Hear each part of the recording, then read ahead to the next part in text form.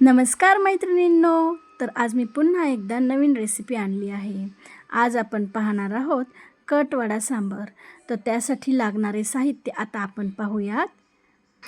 येथे आपण घेतले आहे मिरे, लवंग, सुके खोबरे, तीळ, मगजबी, अद्रक, लसूण. तर मैत्रिणींनो, येथे आपण प्रत्येकी 2 मिरे, 2 लवंग आणि सुके खोबरे हे अंदाजाने घेतले आहे. आता हे सर्व जिन्नस आपण एका कढईत टाकून छान भाजून घेतले आहे. त्यानंतर ते मिक्सरमध्ये चांगले बारीक वाटून घेतले आहे. आता एका कढईमध्ये तेल टाकून त्यामध्ये आपण जिरे मोहरी टाकून ते चांगले तडतडू द्यायचे आहे. हे जिरे मोहरी तडतडल्यानंतर या तेलामध्ये आपणास हळद 1 चमचा टाकायची आहे. त्यानंतर लाल तिखट, हिंग, आलं लसूण पेस्ट, बारीक केलेला मसाला टाकायचा आहे व गरम पाणी टाकून यामध्ये मोड आलेली मटकी टाकायची. तर आता हा झाला आहे आपला कट तयार, वडा सांबरचा कट. आता आपण पाहूयात वड्याची रेसिपी. त्यासाठी येथे मी 1 किलो बटाटे शिजवून घेतले आहेत.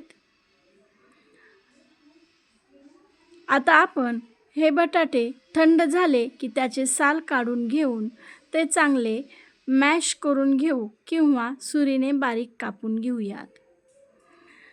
यापुढे बारीक कांदा कापून घ्यायचा आहे. वड्यासाठी लागणारे जे सारण आहे म्हणजेच बटाट्याची भाजी करण्यासाठी आता आपण येथे बारीक कांदा कापून घेत आहोत. आता एका कढईमध्ये तेल, हळद, कांदा, लसूण मिरची पेस्ट टाकून चांगले परतून घेणार आहोत. हे आपण वड्यासाठी लागणारे सारण तयार करत आहोत. आता येथे या तेलामध्ये कांदा चांगला परतू द्यायचा आहे. चांगला गोल्डन ब्राऊन होईपर्यंत परतल्यानंतर यामध्ये स्मॅश केलेले बटाटे टाकून घ्यायचे आहेत.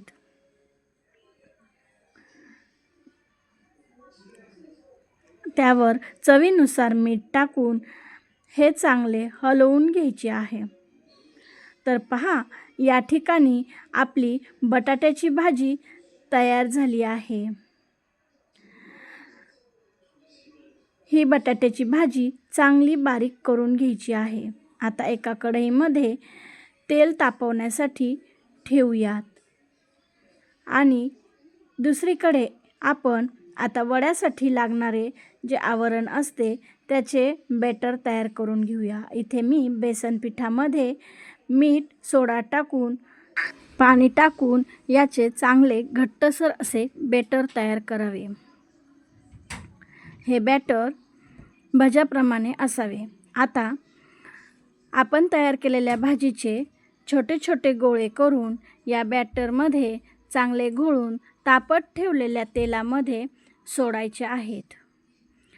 अशाच प्रकारे मी 2-3 वडे तयार करून या तेलामध्ये सोडत आहे.